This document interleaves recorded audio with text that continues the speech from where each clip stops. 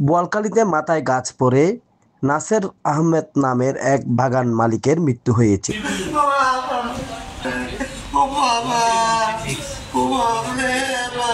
মঙ্গলবার 18 মার্চ দুপুর 2টার দিকে করলডাঙ্গা পাহাড়ে সেগুন বাগানে এ ঘটনা ঘটে।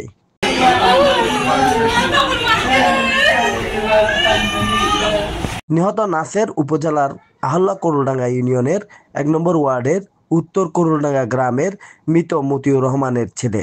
বাগানের শ্রমিক সোহেল জানান, পাহাড়ে সেগুন বাগান বিক্রি করেছেন সম্প্রতি। কেন মারা গেলেন?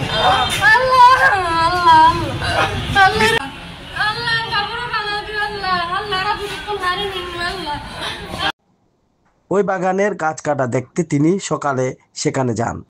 গাছ কাটার সময় মাথায় গাছ পড়ে গুরুতর আহত হন।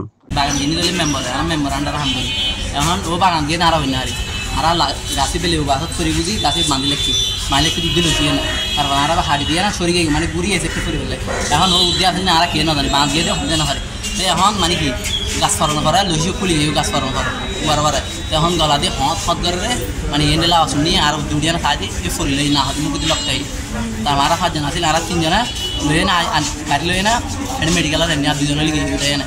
তাকে উদ্ধার করে উপজেলা স্বাস্থ্য কমপ্লেক্স হাসপাতালে আনা হলে কর্তব্যরত চিকিৎসক মৃত ঘোষণা করেন।